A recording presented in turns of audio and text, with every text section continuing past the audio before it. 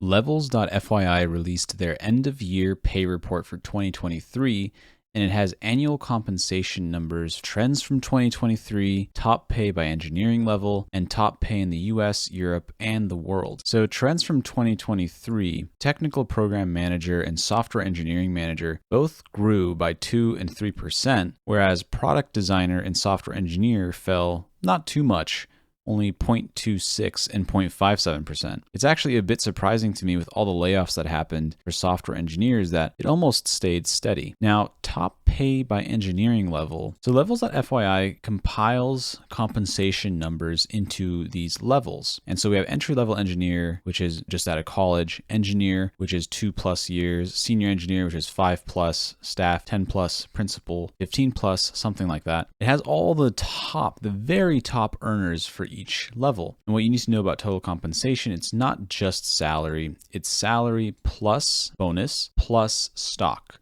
So if you make $100,000 in salary, $50,000 in bonus, and $50,000 in stock, your total compensation is $200,000. These are very, very high total compensation numbers.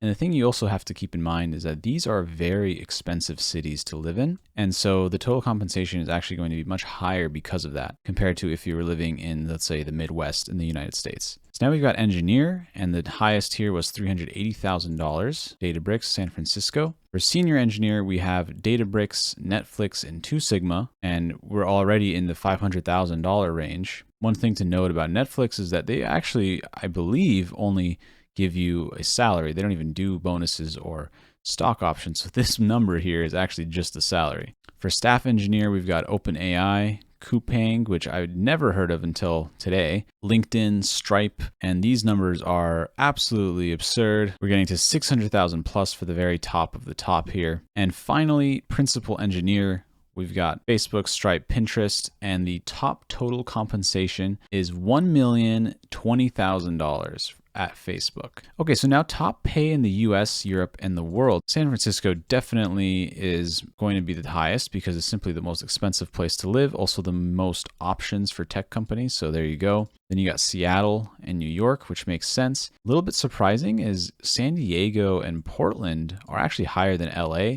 and Austin, which you always hear about tech in LA and Austin coming up, but don't really hear too much about it in San Diego and Portland. They also have a section here about negotiation and services trends. The highest increase was $400,000, which is a plus 41% from initial offer, meaning that this person was able to negotiate and actually make $400,000 more per year compared to the initial offer. Now, if you're interested in how much working remotely is worth compared to working in an office, check out this video here.